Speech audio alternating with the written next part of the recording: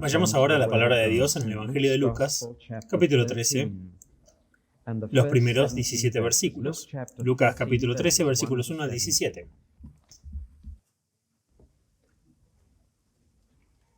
En ese momento, había algunas personas que le contaron a Jesús acerca de los galileos a quienes Pilato había matado mientras ofrecían sacrificios a Dios. Jesús les respondió: ¿por qué estos galileos murieron de esta manera? ¿Creen ustedes que demuestra que eran más pecadores que todos los demás galileos?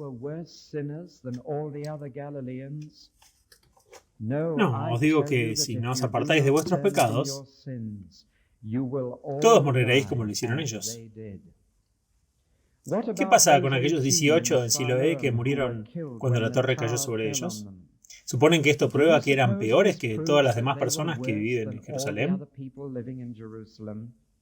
No, les digo que si no se apartan de vuestros pecados, todos morirán, como ellos. Entonces Jesús les contó esta parábola.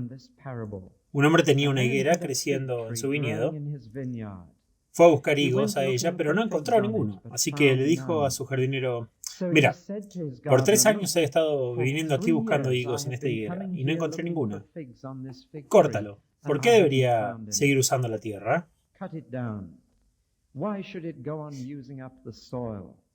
Pero el jardinero le dijo: déjenlo en paz, señor, solo este año. Cavaré una zanja alrededor y lo llenaré con fertilizante. Entonces, si el árbol de higos el próximo año da frutos, tanto mejor. Si no, entonces lo podemos cortar. Un día de reposo, Jesús estaba enseñando en una sinagoga y había una mujer que tenía un espíritu maligno en ella, que la había mantenido enferma durante 18 años. Estaba encorvada y no podía enderezarse en absoluto. Cuando Jesús la vio, la llamó: mujer, estarás libre de tu enfermedad. Puso sus manos sobre ella y de inmediato ella se enderezó y alabó a Dios.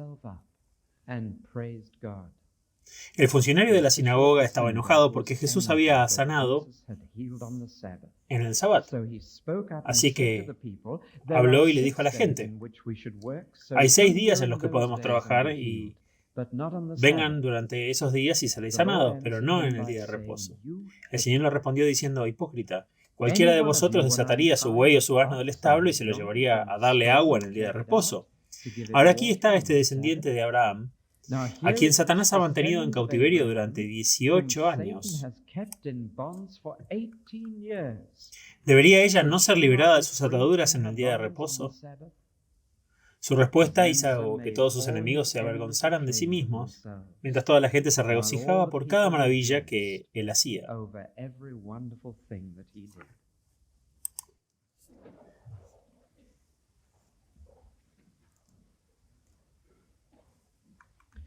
Hace unas pocas semanas estaba hablando con un hombre que ahora está en la cima de su profesión, que eligió en el mundo técnico, y estaba tratando de compartir con él mi fe, y él me dijo esto. Me dijo: he visto niños y niñas judíos llevados a la cámara de gas. Nunca seré capaz de creer en un Dios bueno.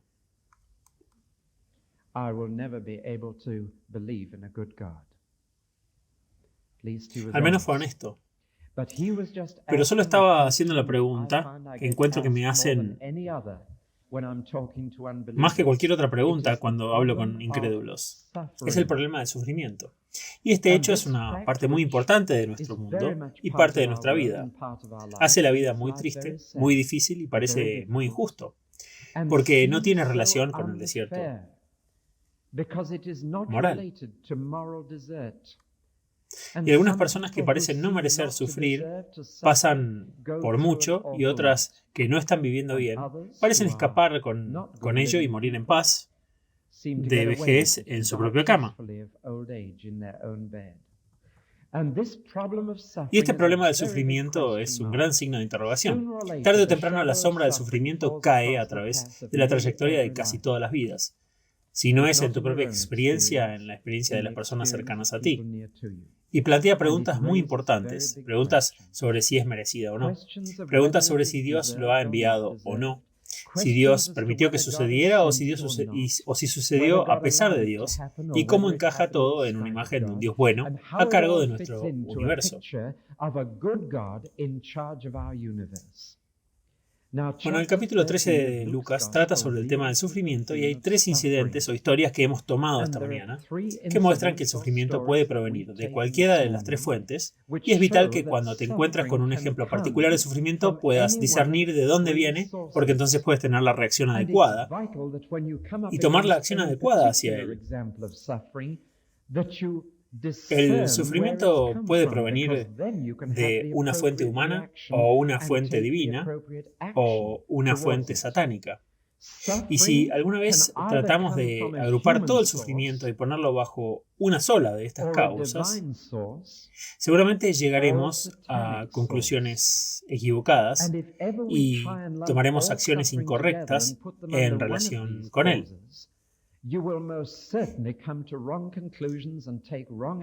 Si el sufrimiento nos viene de Dios, entonces la acción apropiada es aceptarlo y usarlo para la gloria de Dios.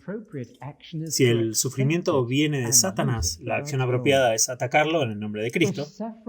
Y si el sufrimiento se debe al factor humano, entonces es el factor humano el que tiene que ser puesto en orden.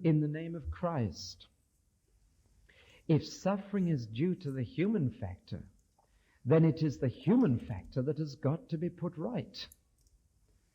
Ahora verán, si dicen que todo el sufrimiento se debe a Satanás y tratan de echarlo todo en el nombre de Cristo, y te preocupas por qué no funciona en algunos casos, si lo culpas todo a los seres humanos, un día te sentirás terriblemente frustrado porque, habiendo corregido los factores humanos, te das cuenta de que el sufrimiento sigue aumentando y no lo has curado. Y si todo el sufrimiento es de Dios, te quedas con la conclusión imposible de que Dios no es bueno, y que es un Dios malo y que lastima a la gente. Y mientras que la Biblia dice que Él no aflige o entristece voluntariamente a los hijos de los hombres.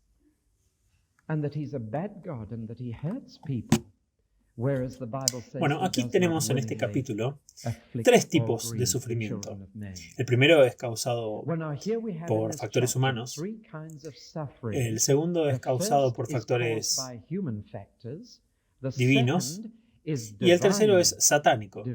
Y veamos cuál es la acción apropiada en cada caso. Ahora, la primera es simplemente planteada por algunos oyentes de Jesús que le preguntan si ha oído hablar de ciertos desastres que han tenido lugar. Entonces, como ahora la gente tiene una curiosidad mórbida en la muerte súbita o trágica, proporciona una gran parte del material del periódico diario. Y los periódicos de hoy estarán llenos de muerte de una forma u otra.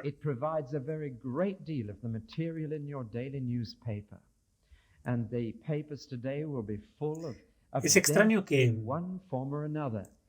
tengamos esta terrible debilidad en la naturaleza humana que nos encanta pensar en la muerte de otras personas, pero odiamos pensar sobre la nuestra.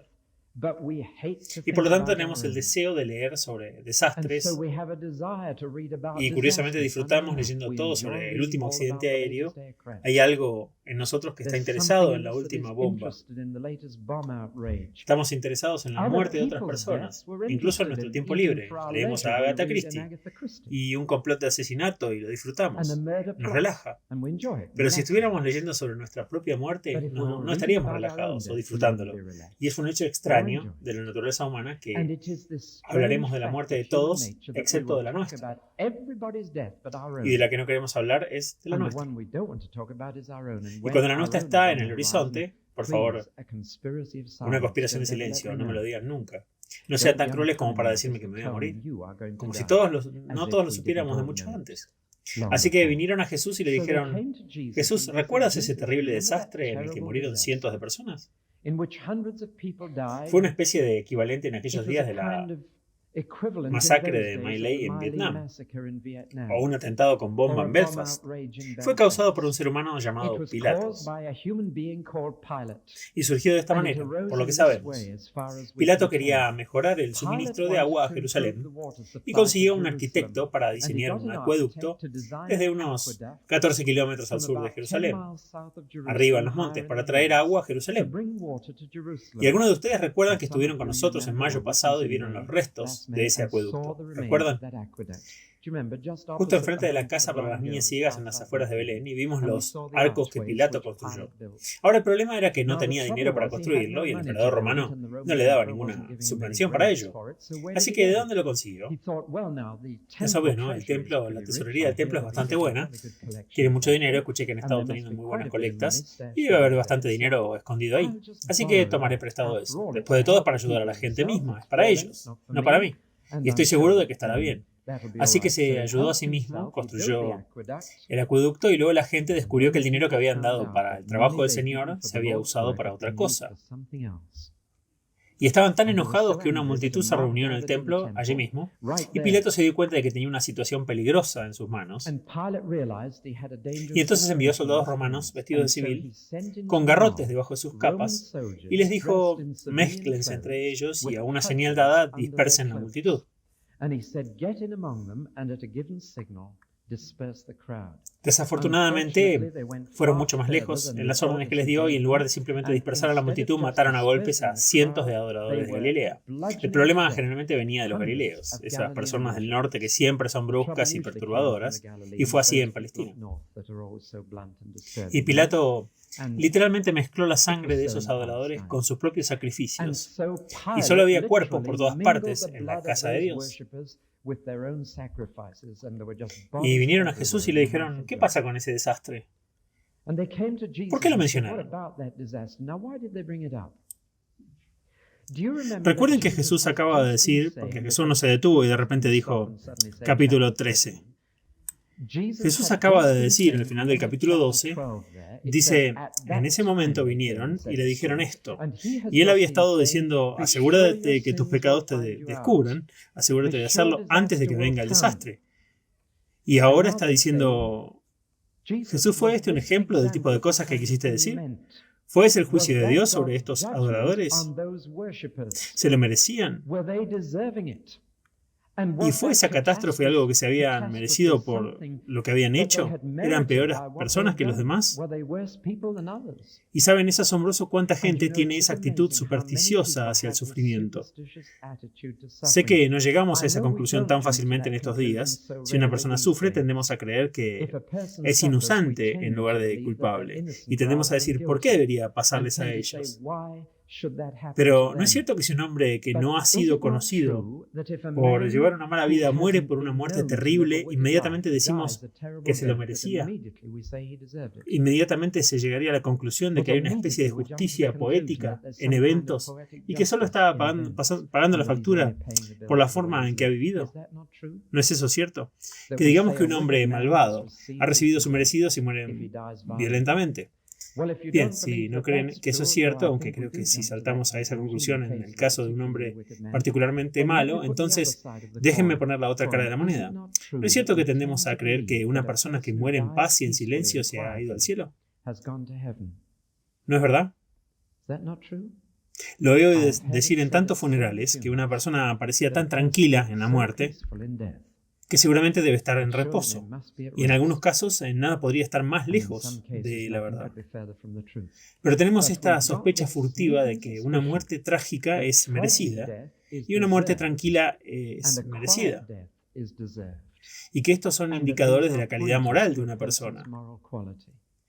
Ciertamente solían creerlo en los días de la Biblia, porque los judíos sabían que el sufrimiento y el pecado están conectados y que todo sufrimiento se debe de alguna manera al pecado. Y comenzando con esa suposición, luego saltaron a algunas conclusiones erróneas. Pobre el viejo Job, sentado allí raspando sus forúnculos, con un trozo de cerámica roto, sentado en un montón de cenizas, habiendo perdido a sus hijos en un desastre. Y el pobre Job vienen y le dicen, los amigos que confortan a Job, como lo llamamos, y dicen, pobre Job, es lo mejor que te perdonen tus pecados rápido. Realmente debes haber sido un mal chico. Quiero decir, aquí estamos, esto no nos ha sucedido a nosotros y tratamos de vivir una buena vida, así que Job, es mejor que te mires a ti mismo, es mejor que examines tu propio corazón. Y Job sabía que esto no era cierto. Y si lees ese libro, léanlo completo de una vez en una versión en inglés moderno. Lean la versión viva de la Biblia. El drama se acumula porque Job sabe que su sufrimiento no se debe a su pecado. Él lo sabe. Y sin embargo sus tres consoladores le dicen, debes haber sido un mal muchacho porque te sucedieron estas cosas. Ahora, en el día de nuestro Señor, creían lo mismo y por lo tanto vinieron a Jesús y le dijeron: Jesús, acabas de decir que nuestros pecados nos encontrarán. El desastre ciertamente nos superará. ¿Qué hay del desastre en el templo? ¿Era un ejemplo de lo que dices? ¿Tenían estos galileos ese carácter duro del norte? ¿Habían sido particularmente malas personas? ¿Y era este el castigo de Dios lo que había sucedido? Y Jesús no solo respondió esa pregunta, sino que mencionó otro ejemplo de ese tipo. Dijo: ¿qué hay de la torre que se cayó el otro día en el pueblo de Siloé? Está justo debajo de Jerusalén y mató a las 18 personas. ¿Suponen que esos 18 estaban siendo castigados por algo malo que habían hecho? Supongo que el equivalente de eso sería un accidente aéreo o el colapso de un puente de vigas. Algo que los hombres han construido que simplemente no ha sido lo suficientemente bueno y por lo tanto ha habido un desastre y personas han muerto. Ahora aquí está la pregunta y es importante. Cuando llega la tragedia o el desastre, ¿eso significa que estas personas se lo han merecido? ¿Significa eso que han sufrido porque han pecado? Y ahora les voy a dar la propia respuesta de Jesús. 6 cosas que Jesús dice. Número 1, las personas que sufren tales desastres debido al factor humano no son peores que los demás.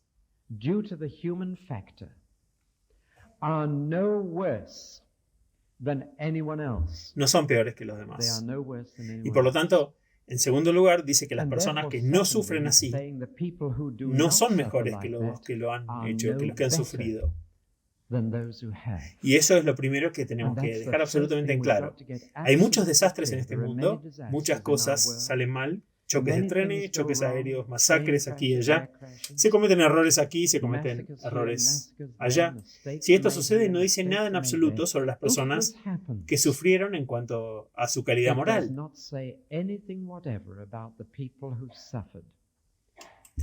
Ahora, teniendo eso claro, pasemos a la siguiente cosa que Jesús dice, que es esto. Pero cada persona merece tal tragedia. Ahora aquí hay una idea que es revolucionaria, una idea que es ajena a nuestras mentes. Pero cada uno de nosotros aquí en esta congregación merece tener tal desastre. No es que los inocentes los estén sufriendo. Es que todos los merecemos, pero algunos de nosotros hemos tenido suerte y no los hemos tenido.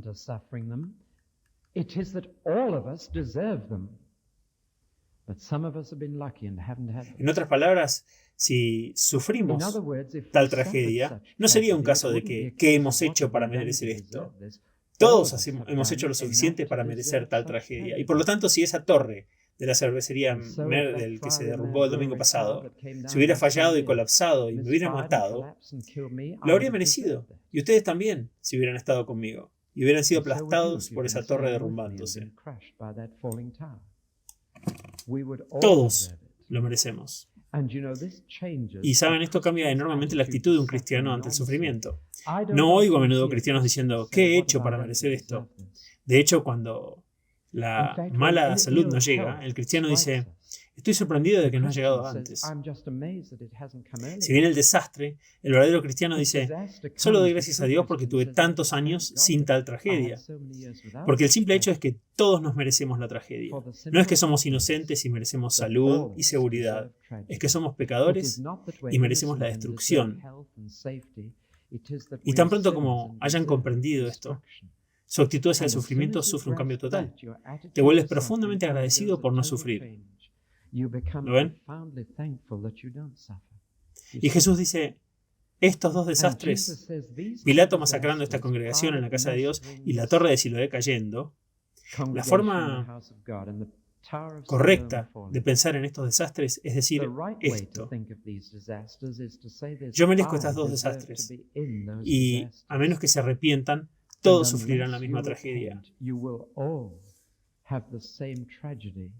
Lo siguiente que dice, habiendo comprendido eso, es que, por lo tanto, todos enfrentarán esta tragedia tarde o temprano. Los que sufrieron el colapso de la torre lo enfrentaron antes. Pero todos enfrentarán tal tragedia. Y por lo tanto, es correcto que todos nos preparemos y estemos listos. No es una cuestión de casualidad dónde golpeará la tragedia en tu vida.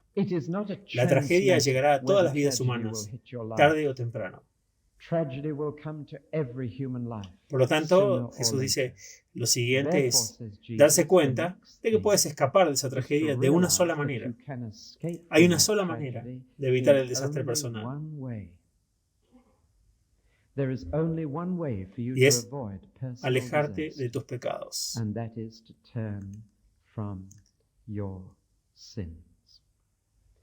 En otras palabras, dice Jesús, cuando lees un titular, un avión de pasajeros se estrella, tu primera reacción debería ser, ¿estoy listo? ¿Estoy listo?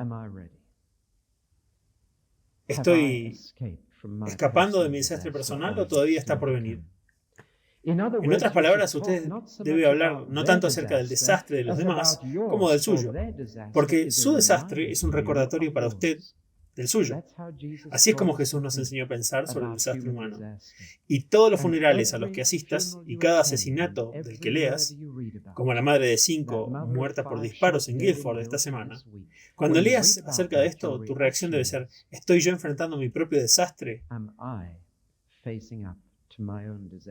Que sin duda vendrá. Ahora aclaremos lo que significa la palabra arrepentirse. Jesús no dijo, todos perecerán de la misma manera a menos que crean. Él dijo, a menos que se arrepientan. Y el arrepentimiento incluye llegar a un conocimiento en tu cabeza de tu propio pecado. Significa un dolor en el corazón por ese pecado. Significa una confesión de ese pecado. Significa apartarse de ese pecado. Significa hacer una restitución por ese pecado, si se puede hacer. Y Jesús dijo, esa es la única manera de escapar del desastre. Así que cada desastre que leas en tu periódico, di, ese soy yo, a menos que arregle las cosas y me arrepienta. Ahora, esas no son las reacciones del mundo ante un desastre. La reacción del mundo ante un desastre es que las personas que han muerto son inocentes. ¿Por qué deberían haber pasado por eso? ¿Por qué deberían haber tenido que sufrir así? Pero la reacción del cristiano será, soy culpable.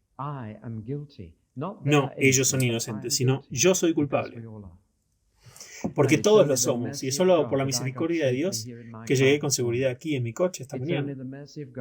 Es solo por la misericordia de Dios que no me mataron a tiros en Guilford la semana pasada. Es solo la misericordia de Dios que no tuve una enfermedad fatal la semana pasada. Por eso, es solo por su misericordia que no nos consumimos. Y bendito sea en su misericordia. Es que Él nos está dando la oportunidad de arrepentirnos. Por lo que mi reacción a la tragedia debería ser esta. Esas pobres almas, su oportunidad de arrepentimiento se ha detenido y acortado. Y mi segunda reacción debería ser, y un día la mía también va a ser acortada, y el desastre va a venir a mí. Bueno, ese es el primer tipo de sufrimiento y Jesús dijo, cuando lees sobre las tragedias de otras personas, hazlo personal. Él usa la palabra tú 8 veces en solo 3 versículos. Tú. Deja de hablar de ellos, deja de preguntarles si hay algo malo en ellos. ¿Qué tan listos estamos para discutir la salvación de otras personas? ¿Cuántas veces en mi vida he estado hablando con alguien y tratando de ganarlo para el Señor y han dicho, bueno, ¿qué pasa con aquellos que nunca han escuchado? Y mi reacción fue, ¿qué hay de ellos? No es asunto nuestro. Estoy hablando con usted. ¿Qué pasa con usted? Usted ha oído. ¿Con qué facilidad discutimos el sufrimiento de los demás, la muerte de los demás, la salvación de los demás? Bien, ¿qué pasa con aquellos que nunca han oído? Es una excusa para no enfrentar el hecho de que yo escuché y me negué. Ahora pasemos al segundo ejemplo del sufrimiento. Jesús ha convertido con mucha habilidad el tipo de sufrimiento que se debe a factores humanos y ha vuelto la mente de la gente hacia el tipo de sufrimiento que viene directamente de Dios. Y Él ahora va a contar una parábola sobre el segundo tipo de sufrimiento que no se debe a factores humanos y no a la desgracia humana, pero se debe a disgusto divino. Tengamos ahora en claro que la Biblia dice de Dios muy claramente que Dios causa sufrimiento. Los humanos causan un poco y hemos visto eso ahora, pero Dios también causa sufrimiento. Dios es un Dios que prepara un lugar llamado infierno en el que la gente sufrirá. ¿Por qué causaría Dios sufrimiento? ¿Por qué Dios enviaría desastres? Porque lo hace. Sodoma y Gomorra cayeron y fueron tragadas, y sus restos yacen enterrados en algún lugar debajo del extremo sur del Mar Muerto. La única reliquia que se ha encontrado de Sodoma y Gomorra es un cementerio. Y en algún lugar debajo del limo, en el extremo sur del Mar Muerto, se encuentran dos ciudades que sufrieron un terrible desastre, y vino de Dios. 2 veces en los últimos meses en este edificio les he recordado a Noé y el sufrimiento.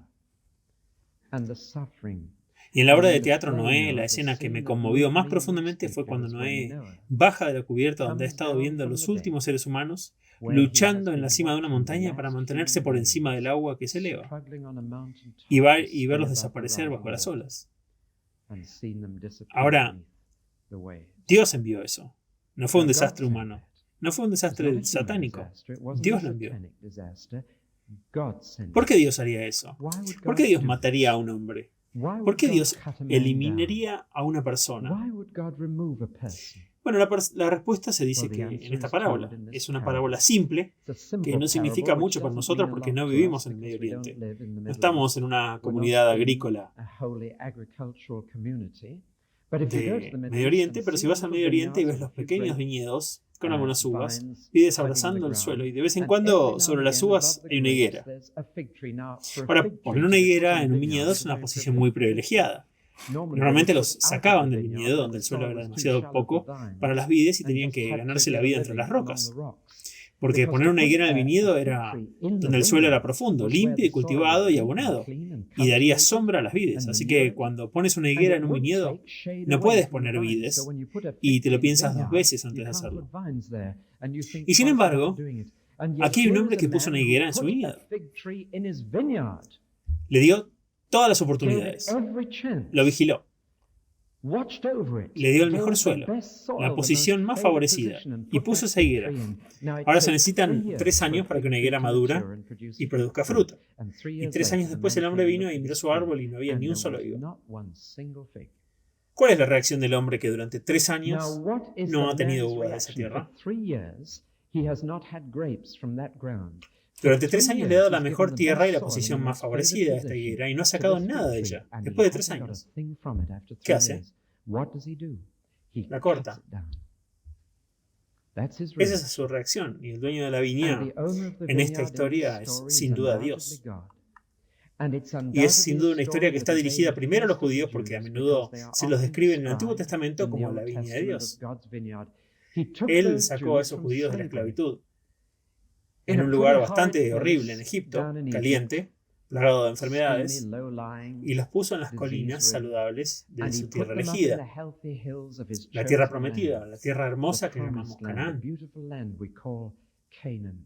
Y les dio esta tierra a su viñedo y plantó a Israel justo en el medio. Y les dio su palabra, y les dio su bendición, y les dio su amor y su gracia, y simplemente hizo todo lo posible para que ese árbol creciera. Y luego, siglos después, miró a Israel y no había recibido ni una sola cosa.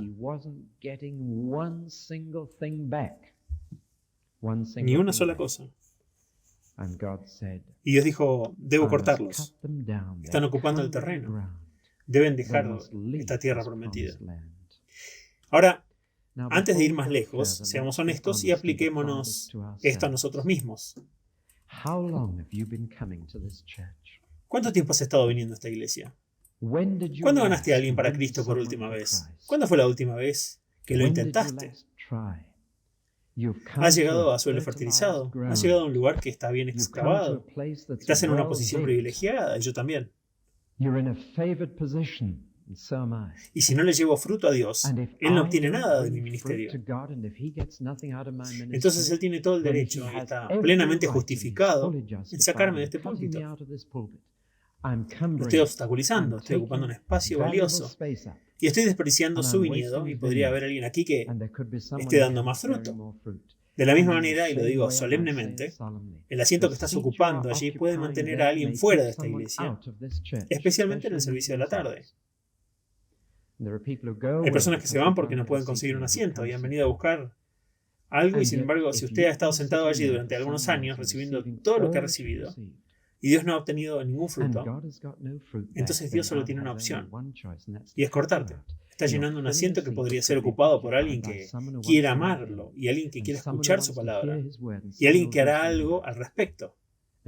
Así es como aplicamos la parábola. Y si nos sentamos y recibimos y ocupamos el terreno y producimos muchas hojas, mucho follaje, pero sin fruto, entonces francamente Dios dice, estás desperdiciando, eres dañino, estás manteniendo a alguien fuera de mi viñedo y yo podría estar obteniendo frutos. Y lo estamos invitando a enviar un desastre y a quitarnos. Palabras solemnes. Y sin embargo, ahora hay una diferencia, una característica entre la historia. Jesús dice que había dos personas en esta historia. Estaba el empleador y el empleado que atiende el árbol. Y las enredaderas, los viñedos, el jardinero. Y el jardinero se acercó al dueño y le dijo, por favor, denos un poco más, una oportunidad más, por favor. Y permítame realmente darle a este árbol toda la atención que pueda y ver si podemos obtener algún fruto.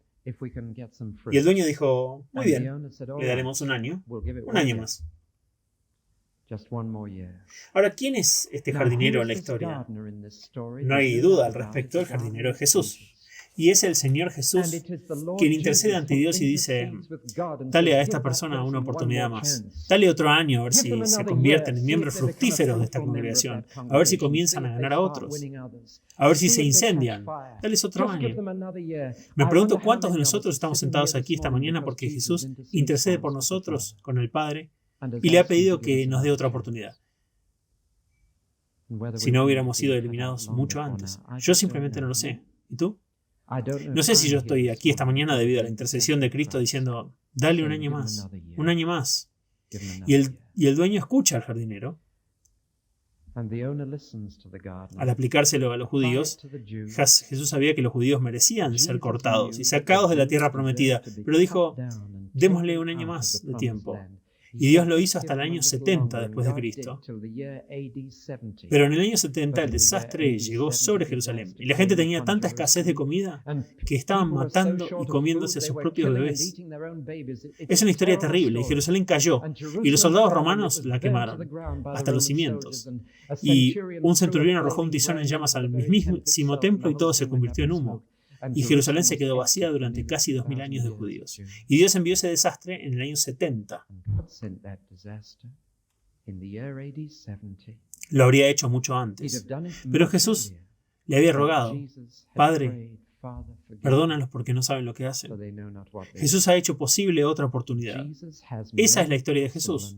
Su cruz nos ha dado otra oportunidad. Aquí estamos, 1974 después de Cristo, y es un año de gracia del Señor. Y solo hemos tenido estos 2000 años porque Jesús le dijo al Padre que le diera más tiempo a la higuera, porque murió y es de su misericordia que Dios haya respondido a eso y haya dicho, bien, veamos si dan fruto. Y esto se aplica no solo a los judíos y no solo a las naciones del mundo, se aplica a todos los cristianos. Porque Dios puede cortarte y darle tu lugar a otro que produzca fruto. Puede quitar a un ministerio de una iglesia, puede quitar a un anciano, un diácono, puede eliminar cualquier agente, puede quitar a cualquier miembro, y lo hace en mil y una formas. Pero he visto a miembros siendo llevados, a veces a menudo resentidos. Pero el hecho básico era que no estaban dando fruto, no estaban vivos, no estaban trayendo a otros, solo estaban sentados allí disfrutándolo. Y Dios tiene su manera de lidiar con esta situación. Jesús suplica por nosotros. Porque la verdad es que, aunque el jardinero persuadió al propietario de que le diera un año más, el jardinero aceptó que eso no puede continuar para siempre y que Dios debe trazar la línea en algún lugar. El propietario debe establecer una fecha límite y el simple hecho es que Dios cumple sus plazos. Y por lo tanto, aunque tenemos la buena noticia de una nueva oportunidad, tenemos la mala noticia de que es una última oportunidad. Y ahora estamos viviendo en la última era de la historia y la última oportunidad de gracia y la última oportunidad que tendrá la humanidad. No habrá más oportunidades de las que tenemos en esta vida. Y luego, el desastre causado por Dios, el sufrimiento enviado por Dios. Caused by God. Suffering sent by God. subrayan el mensaje del primer sufrimiento que observamos. Cuando observamos el sufrimiento causado por el factor humano, arrepiéntete porque eso es un recordatorio de que tú también lo mereces y un día lo tendrás. Y cuando piensas en el sufrimiento que Dios enviará, que saca a un hombre, que lo saca de su lugar y pone a otro, entonces el mismo mensaje es: arrepiéntete, corrígelo, sé fructífero, deja que el Señor obtenga de ti lo que debería obtener de ti. Y el tercer tipo de sufrimiento que vamos a ver es el sufrimiento que se debe a Satanás. El sufrimiento que causa Satanás. Y sabemos que él puede causar todo tipo de angustia, incluidas enfermedades físicas, discapacidades. Y no todas las enfermedades y discapacidades provienen de Satanás, pero algunas sí. Y aquí tenemos un caso en el que sí. Y aquí tenemos una mujer en la sinagoga en una condición muy inusual. Los médicos lo llamarían espondilosis deformans, que significa vértebras bloqueadas. Así que la pobre mujer está doblada y no puede enderezar la espalda. Eso puede ser una simple condición física debido a causas físicas, lesión o infección, etc. Pero en este caso no fue debido a una causa física. Era de hecho algo que esta mujer había recibido de Satanás. Era una influencia demoníaca directa. Era el hecho de que había incursionado en el ocultismo, que había hecho algo en algún momento de su vida que había permitido que un espíritu maligno entrara en ella. Y este espíritu maligno la había paralizado y la estaba doblando así. Debe haber sido a la vez un inconveniente y también muy incómodo. Ella, aún así, venía a la sinagoga para el culto, lo que demuestra que en realidad se puede venir a adorar y todavía estar en las garras de los poderes malignos.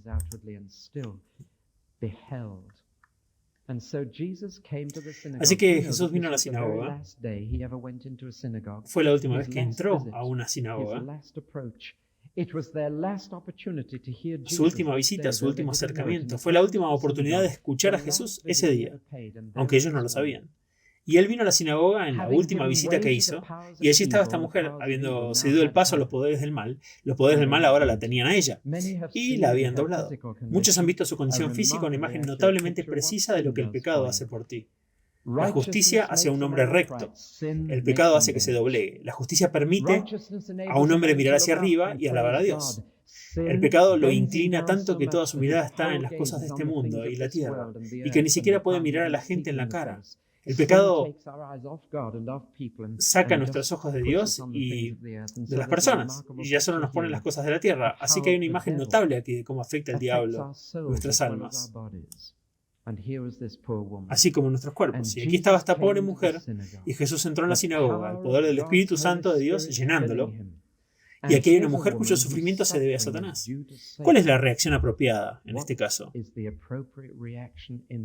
Jesús ni siquiera esperó a que la mujer le pidiera ser curada. Ni siquiera esperó a que alguien le pidiera que hiciera algo al respecto. Sigue adelante. Lo abordó y lo terminó, lo eliminó. Donde el sufrimiento se debe a Satanás, esa es la reacción apropiada. Si el sufrimiento viene de Dios, la reacción apropiada es aceptarlo y aprender su lección. Si el sufrimiento viene de factores humanos, la reacción apropiada es arrepentirse. Pero si el sufrimiento viene de Satanás, la reacción apropiada es lidiar con él para combatirlo y eliminarlo si puedes. Y entonces Jesús le dijo a la mujer: levántate. Y dijo algo maravilloso. Dijo: estás libre de esto. Eres libre. Lo que significa esto, que esta cosa que te está agarrando realmente no te está agarrando. Satanás es un fanfarrón maravilloso. Satanás es una persona especial en sostener la venda sobre nuestros ojos y decirte que estás atrapado por algo cuando no lo estás.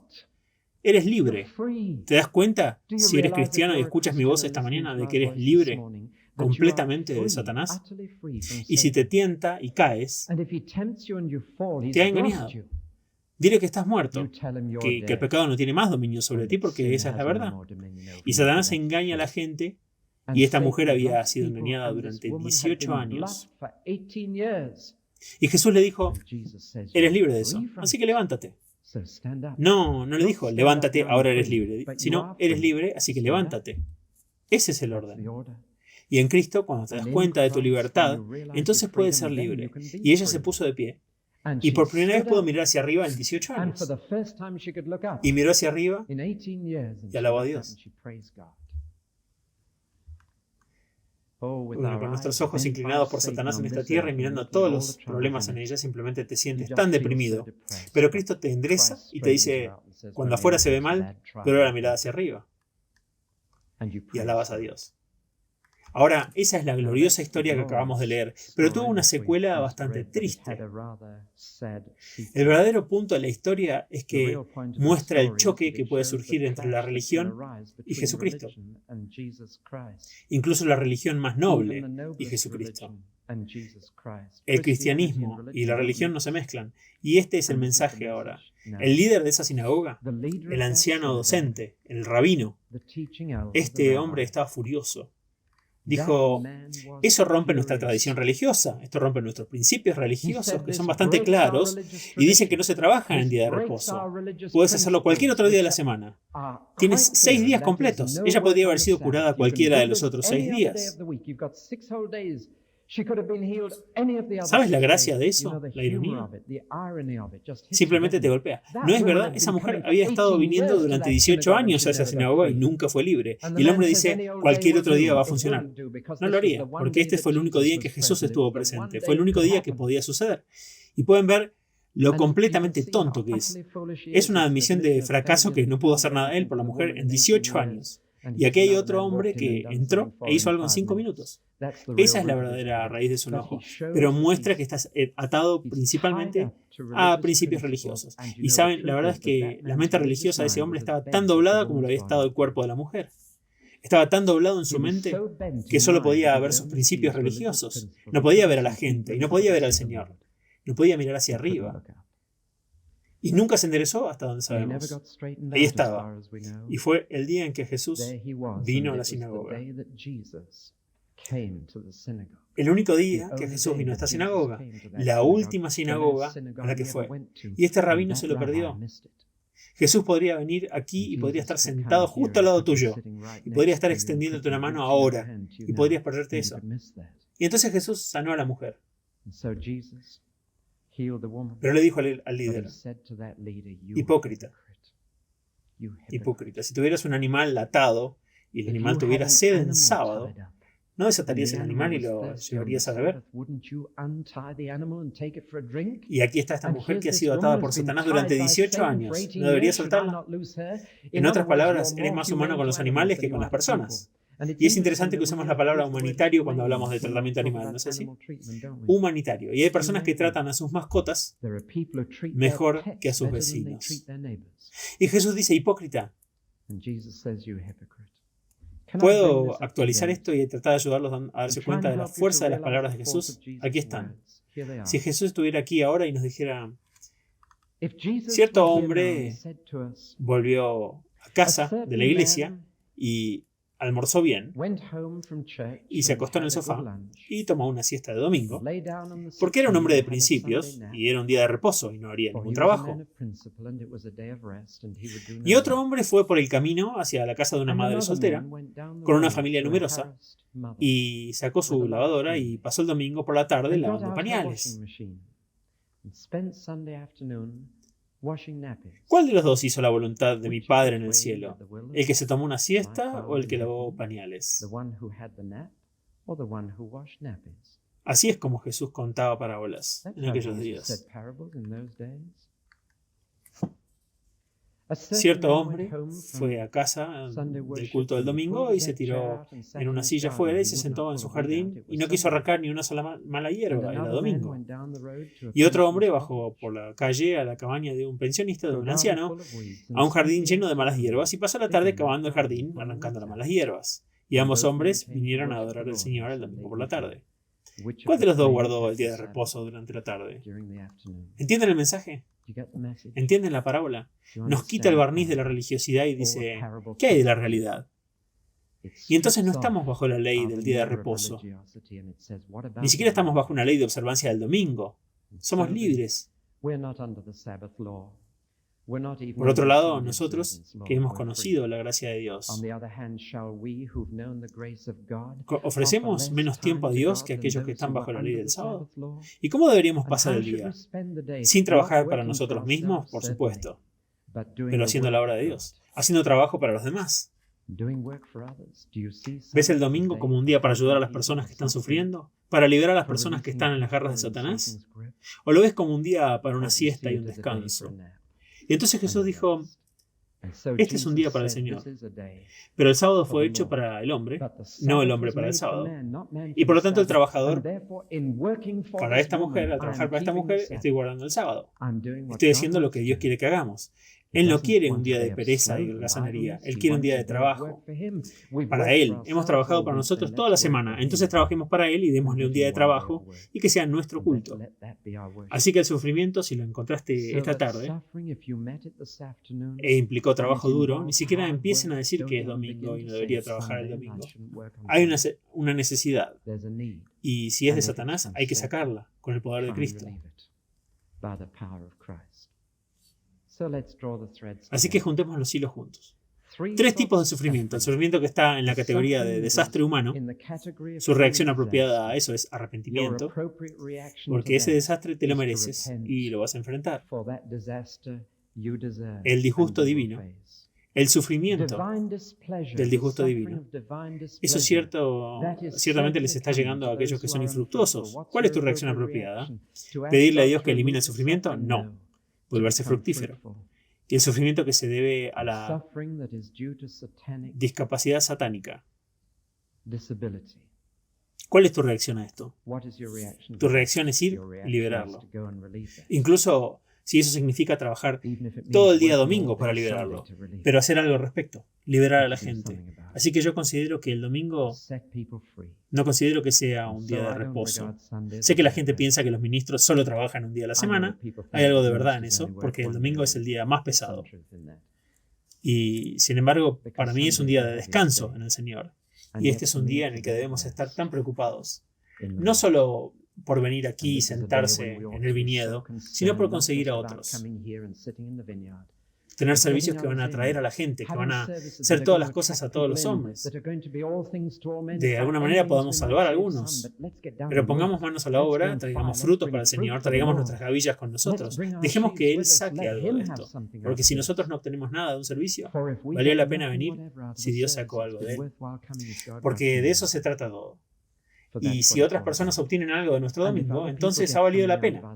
Y si llego al final de mi domingo y digo, bueno, hoy no he conseguido nada, Señor, pero puedo decir tú sí, y alguien más también. Entonces, nuestro vivir no ha sido en vano. Saben que el último versículo termina dividiendo a todos en la historia en 2 grupos, los que estaban avergonzados y los que se regocijaban. Y cuando nos vayamos de este servicio matutino, algunos de nosotros se avergonzarán y otros se regocijarán. Oremos.